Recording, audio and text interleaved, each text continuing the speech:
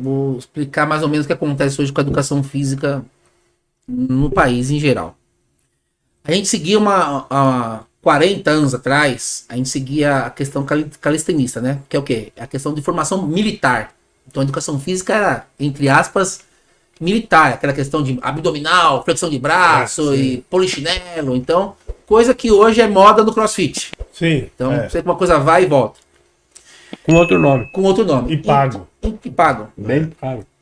Aí ela passou, ela não tem mais essa visão, né? Calistenista que tem. Então a questão da formação do indivíduo no global, tal. A gente era obrigado. Hoje não diz essa obrigação.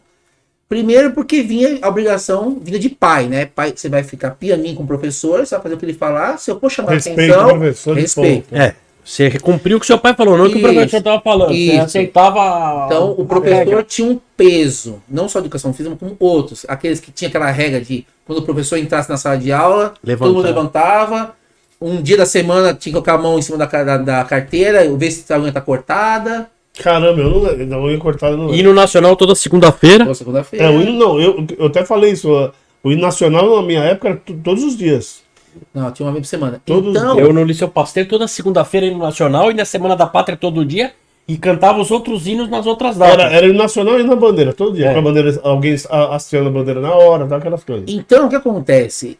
Então, já perdeu essa visão, né? Essa linha de doutrina, né? Educação física é isso. Então, vocês vieram aqui para, tem que suar.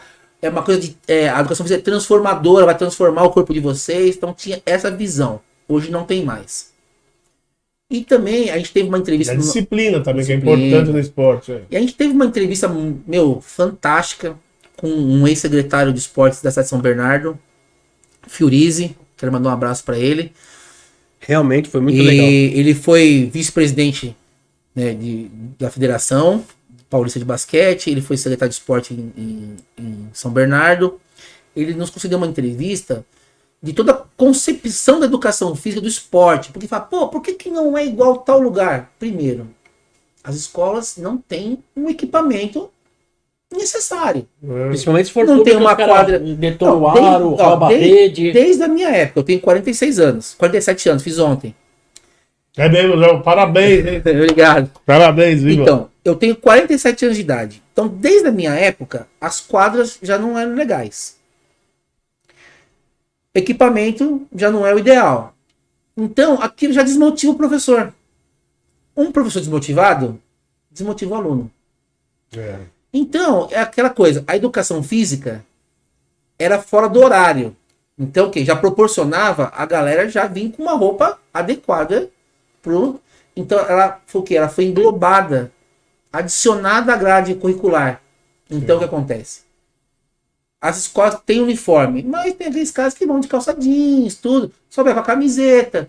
Aí entra naquela, o cara vai fazer aula de... Não, mas se na minha época, se eu passei, se o cara fosse sem uniforme de educação física, ele não fazia e que era punido. Mesma coisa que se tivesse feito uma cagada na aula normal. Ia lá falar com o diretor, tudo, porque cada um tinha que ter as suas obrigações. Hoje em dia, que nem ele falou, o cara não tá nem aí, está de calça, se tá pelado. Eu tive que um dia chamar a atenção da diretora de um colégio super renomado, de uma cidade que não vou falar o nome. As meninas do terceiro colegial, assim, você tem a escola particular, 90% tem uniforme. Só que conforme chega no terceiro ano, para isso, O que acontece? As meninas pegavam, era obrigado a ir com a camisa da escola, já davam um nó. Sim. Iam de mini saia, de shortinho.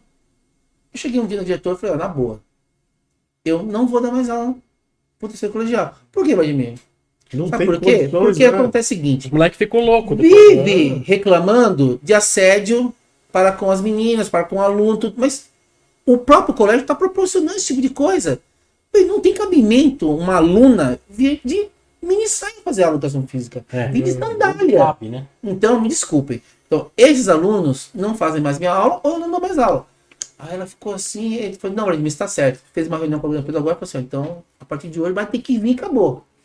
Então, acho que falta isso um pouco. Eu acho que tem que ter a formação do indivíduo no global, do indivíduo tem, mas tem que ter aquela regra que, assim, tem que Você tem que dar bronca e explicar Só que por tá acontece, dando bronca. hoje em dia, você vem com Quando regras. você dá bronca, senão você tava... Hoje em dia você vem com regras. A mãe e o Hoje pai você vai vem dar na sua bronca, mão. o pai vai te dar um soco na O cara. pai vem pra cima. Fala, quem que é você? A primeira coisa, quem que é você? Graças a Deus, eu nunca tive esse problema de ninguém perguntar isso pra mim. Quem que é você?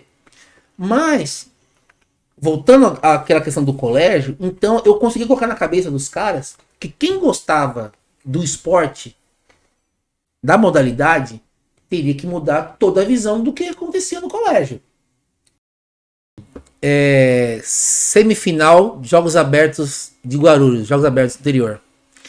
E a gente tinha uma equipe razoável para o que a gente disputava, que era a categoria da série A2 do basquetebol paulista. E era uma época que tinha muito time, uma época que tinha 29 times. Então era muito time, então é uma época muito legal.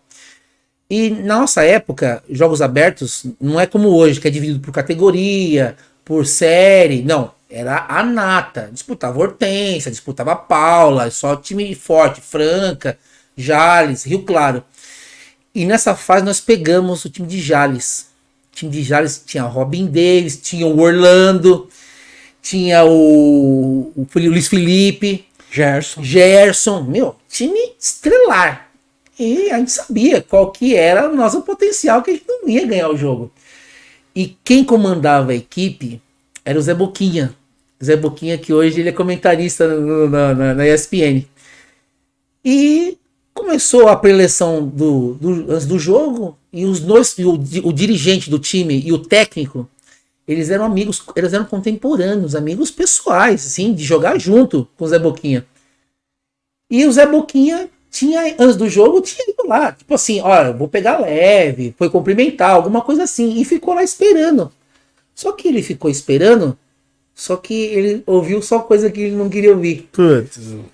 O meu técnico falando um monte, que o Zé Boquinha é isso, que não sei o que lá, que bababá, falando um monte. Gente, mão aqui, 1, 2, 3, Santo André, vamos lá. Quando ele abriu a porta, ele deu de cara com o Zé Boquinha assim, com o braço cruzado.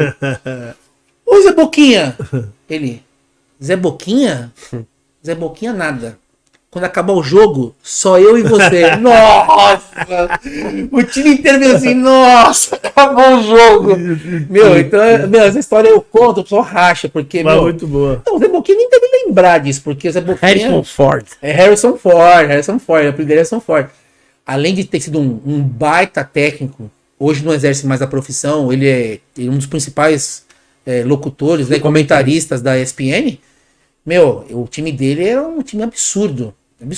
Teve uma época áurea do Rio Claro, né, que passou, que foi campeão de tudo, e essa época de Jales. Jales, que era uma cidade 50 quilômetros de Mato Grosso, e, meu, tinha o melhor time do Brasil. Jogava pra cá. Jales era um lugar que você falava assim, não chega. Não chega. Meu, é um absurdo. Passa Mirassol, que é muito longe. E Jales. É um absurdo. Lá quando é inverno, o pessoal deve dormir pelado de tão quente, cara. É um absurdo. Eu falo que as pessoas falam assim, pô, escola particular, escola estadual. Posso falar uma coisa pra você? Os problemas são os mesmos. São os pais. O grande problema são os pais. A visão que os pais têm. Porque assim, você tem um pai que foi atleta em algum nível da vida dele. Vai incentivar. É diferente o trato com o professor de educação física. Aí você tem um pai que ele teve uma aversão a qualquer tipo de esporte. Aí ferrou de vez. Aí já começa. Aí quando você quer puxar o filho dele para um esporte, ele já fica assim. Já começa a botar defeito, eu tenho vários traumas com isso, pô. Então eu entendo uma situação que o basquetebol era uma brincadeira. E os garotos achavam que eles jogavam demais. Eu até tava conversando com um ex-aluno hoje sobre isso. E eu provei pra eles, falei assim, vou provar pra vocês que vocês não jogam nada. Aí eu liguei para o cara que foi o primeiro técnico meu, o Jânio Dantas, que tá em Santo André.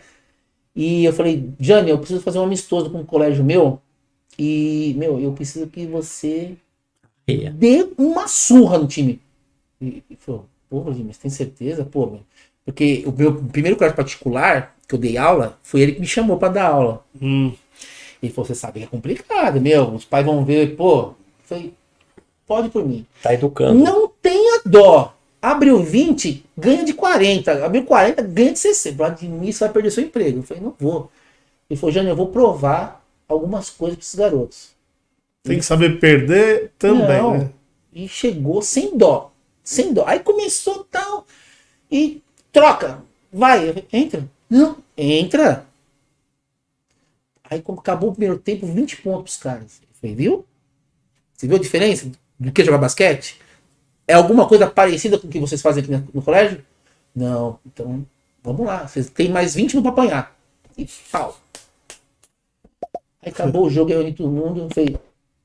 Então, naquele momento, quem enganava, já falou, opa, tô fora. O negócio aqui vai estilingar. E quem ficou, abraçou. Então, o que ele falou assim, Vlad, o mais legal de estudar no nosso colégio é que pela primeira vez na minha vida, eu estudei num colégio que o esporte preferido da galera era basquete. Era basquete. Por quê? Eu fiquei 62 jogos sem perder nos jogos escolares. Foi mais de 2 anos sem perder. Caramba. E o dono do colégio, o mantenedor, além de ser São Paulino, né, time que eu torço, ele foi atleta de basquete. Então ele ficava maravilhado, porque ele falava, Vladimir, o que tá acontecendo? Todo mundo quer fazer basquete? Pô, tá tendo briga. E eu falei assim, eu mostrei porque assim, eu tinha crianças de 3ª e 4ª série que só brincavam. Quando eu cheguei com fundamento, chegou pra mim e falou assim, eu não quero mais fazer basquete. Eu falei, por quê? Ah, porque você não dá brincadeira. Eu falei, então... E a mãe vem perguntar pra mim, pô, mas o Vinícius fazia basquete, não sei quantos anos, qual que é a professora, e agora ele tá saindo, o que tá acontecendo? Aí eu expliquei, então, isso. E ela era professora de educação física. Pô, você tinha obrigação de entender. Ficou com um bico desse tamanho. Mas ela entendeu. Como chama o rapaz lá que é atleta, que infelizmente teve um acidente que virou grande, tomando um tiro na fuga de um assalto. Na fuga de um assalto. E hoje, seleção brasileira representando o Brasil. Olha aí, como é que ele não é só no esporte. Então assim, verdade, o esporte, social, esporte, além de né, tirar ele dessa situação que ele já se encontrava, né, adulto, ofereceu uma outra oportunidade, falou assim, olha, você está nessa situação aqui, do quê? De ter saído de ter recentemente, né, ele saiu da criminalidade porque ele foi alvejado, na verdade. Então o esporte veio para tirar ele dessa situação de incapacidade física, mostrar para ele que existe um outro mundo, outro caminho, né? E, é um excelente atleta, é referência na modalidade.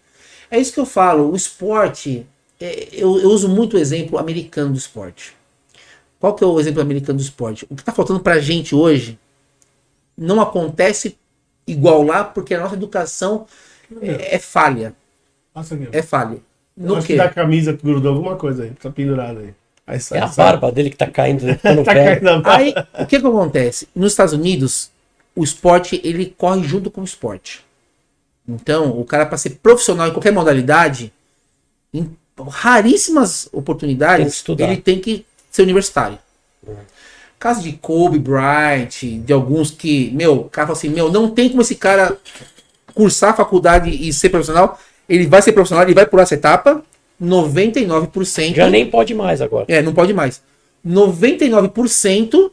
Ô, louco, ó. Opa! Bem tratado, hein? Eles têm que cursar a universidade. Infelizmente, hoje, isso nós não conseguimos fazer no nosso país. Porque a nossa educação não tem o valor que tem que ser dado. E não tem lado, e não tem parceria universitária esportiva, né? O que acontece? Caminha acontece paralelo. ao contrário. Em vez do cara ter que cursar para ele fazer o esporte, o que acontece? Ele usa o esporte para cursar uma faculdade de graça. Para você ver como o esporte é uma coisa muito louca. E você deve ter apanhado muito aí durante a pandemia. Durante a pandemia, todas as atividades foram canceladas, né? Canceladas. Então, não só pela questão da pandemia em si, da questão do contágio, né? Mas também da questão das empresas brecaram qualquer tipo de aporte em qualquer coisa. Porque assim, vamos supor, eu vou aportar e vou deixar de segurar, de repente, pai de família. Ninguém sabia o que ia acontecer, né?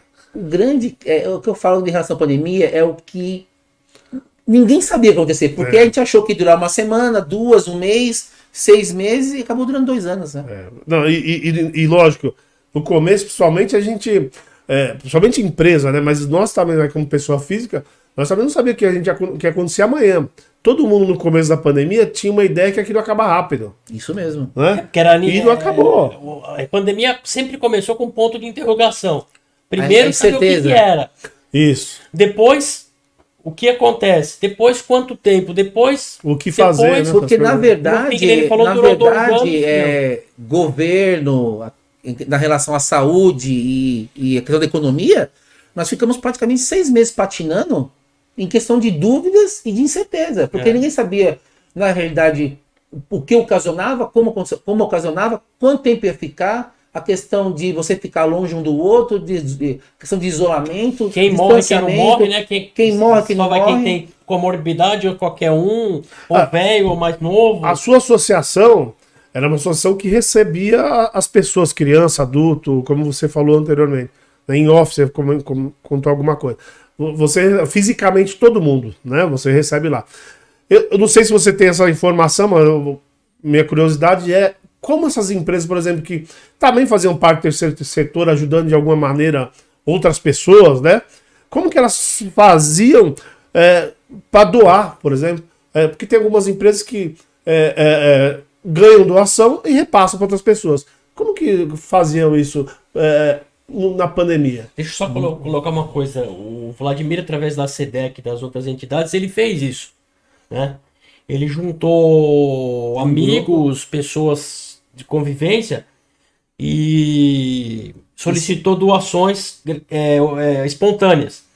Ou Pix, ou alguma coisa, e ele entregou cesta básica, entregou sai comida. Na rua, mantimento. Mantimento. Porque o que acontece? Manteve o trabalho mesmo que foi fora da área de atuação dele. Mas essa captação, você pediu para o pessoal da sociedade civil, você não pediu para a sociedade, para as empresas, na verdade. Não, porque assim, como eu falei, a questão foi gerada por incertezas. Nós ficamos patinando 6 meses na questão do que quanto tempo ia durar, e na questão, isolamento mesmo, vamos ficar na questão do isolamento total, parcial, como vai fazer, a economia vai parar, pessoas vão morrer, não vão morrer, 6 meses. Aí veio aquela questão vacina. Vai ter vacina? O governo, não vamos comprar vacina, ninguém vai vacinar. Aquela briga idiota. Durou mais 6 meses. Até os trâmites para liberar a vacina depois, né? Aí, nisso daí, nós ficamos 1 ano parado.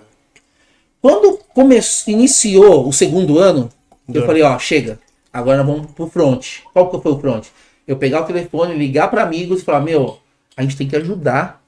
E teve casos de famílias saírem do trabalho e irem para Marquise de prédios, porque não tinha como pagar aluguel. Ele trabalhava e ia para... diminuiu a receita, né?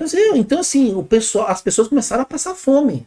Então, assim, eu acho que eu, como presidente de uma entidade, de uma associação, de uma liga, eu não poderia ficar, numa situação totalmente alheia. Até porque você conhecia os pais das crianças, né? Das necessidades deles, né? E nós acabamos atendendo famílias nas 7 cidades do Grande ABC. Nós temos famílias de Mauá, Santo André, São Bernardo, Diadema, Rio Grande da Serra. A gente saiu pro front mesmo, porque tinham pessoas passando fome. E o que aconteceu? O consumidor do frio. Aí veio frio. Eu saí distribuindo sopa, chocolate quente, lanche, então eu tive muita ajuda. Você falou que todo mundo foi para Marquise, né? Você estava falando agora. Gente. Mas é que eu te falo, tem uns vídeos agora, se você vê no YouTube sempre, o pessoal tá postando bastante nos Estados Unidos. Todo mundo fala que é o país que, né, todo mundo vive bem. O pessoal dormindo na rua, a quantidade que aumentou, o pessoal tem gente lá que tinha mansões e tá dormindo numa barraca na rua. Ou seja, essa pandemia quebrou, né? A pandemia ela veio para mostrar também que, assim, quem trabalhava errado foi o que mais sofreu. Quem trabalhava certo sofreu também. Sim. Porque eu tive, como eu falei, exemplos de pessoas que tiveram que fechar a empresa, só que não fechar a empresa tem que acertar. Tem as pendências. E aí tem as pendências, aí teve que vender as coisas. Então, assim, foi uma coisa que mexeu com a estrutura emocional das pessoas, porque não foi só o pequeno que fechou.